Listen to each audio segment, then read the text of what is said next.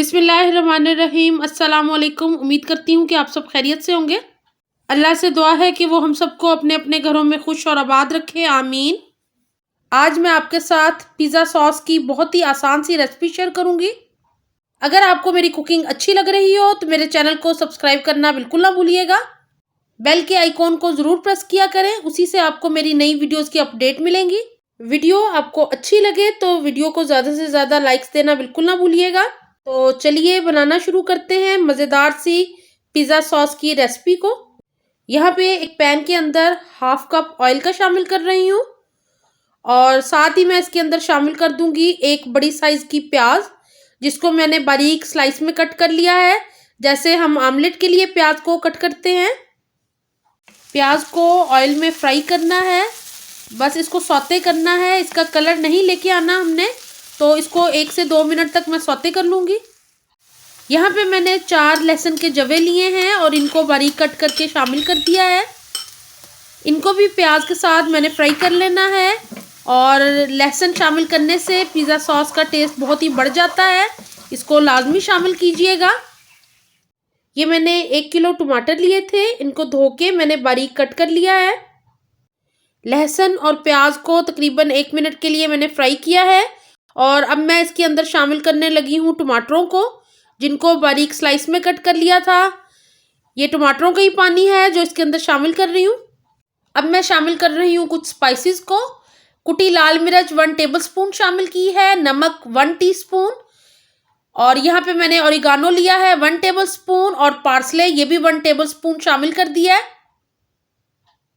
अब मैं टमाटरों के साथ इन सारे स्पाइसेस को मिक्स कर दूंगी। अगर आप तेज़ मसाले पसंद करते हैं तो आप लाल मिर्चों को बढ़ा भी सकते हैं और नमक आप अपने टेस्ट के मुताबिक कम या ज़्यादा कर सकते हैं, ये आपकी अपनी मर्ज़ी पे है। सारे स्पाइसेस को मैंने टमाटरों के अंदर मिक्स कर दिया है। इसके अंदर हमने पानी बिल्कुल भी इस्तेमाल नहीं करना, ये अपने ही पानी में टमाटर अच्छे से पक जाएंगे। तो इसको कवर करके पका लूँगी मैं। यहाँ टमाटरों को चेक कर लेते हैं। टमाटर काफ़ी हद तक पक गए हैं और आप देख रहे हैं कि टमाटरों ने काफ़ी पानी भी छोड़ दिया है। टमाटरों के अंदर पानी बिल्कुल भी इस्तेमाल नहीं होता, ये अपने ही पानी में बहुत अच्छे से पक जाते हैं और बहुत ही सॉफ्ट हो जाते हैं। तो इस तरह मैं चम्मच की मदद से इन्हें मिक्स भी करती जा रही हूँ और इनको इसी तरह हमने मीडियम आंच पे तकरीबन 10 से 12 मिनट तक पकाना है, जब तक इसका पानी ड्राई नहीं हो जाता। तकरीबन 10 मिनट हो गए हैं और आप देख रहे हैं कि टमाटरों ने काफ़ी पानी ड्राई कर लिया है और टमाटर अच्छे से पक भी गए हैं, बहुत ही सॉफ्ट हो गए हैं। ये बहुत ही मज़ेदार पिज़्ज़ा सॉस तैयार होती है। एक दफ़ा आपने जब ये तैयार कर ली घर में, फिर आप दोबारा बाज़ार से कभी नहीं ख़रीदेंगे, ये मैं आपको गारंटी से कहती हूँ। और अब मैंने इसके अंदर 2 टेबलस्पून सिरके के शामिल कर दिए हैं और 1 टेबलस्पून मैंने सोया सॉस शामिल कर दिया है। सिरका शामिल करने से ये जल्दी ख़राब भी नहीं होगी और तकरीबन 1 महीने तक आप इसको फ्रिज में या फ्रीज़र में रख के इस्तेमाल कर सकते हैं। तो इसको इसी तरह अभी मैं पकने दूंगी और पानी ड्राई करेंगे इसका।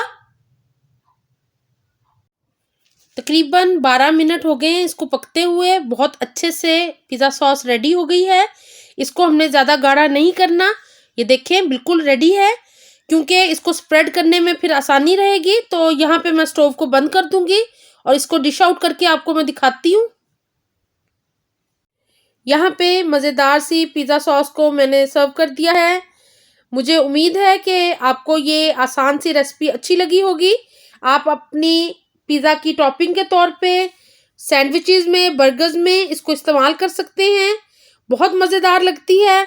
इवन आप अपने पास्ता के अंदर भी इसको शामिल कर सकते हैं। तो इसको ट्राई ज़रूर कीजिएगा। लाइक करना बिल्कुल ना भूलिएगा। मुझे अपनी दुआ में याद रखा करें। अपना बहुत ख्याल रखें। अल्लाह हाफिज़।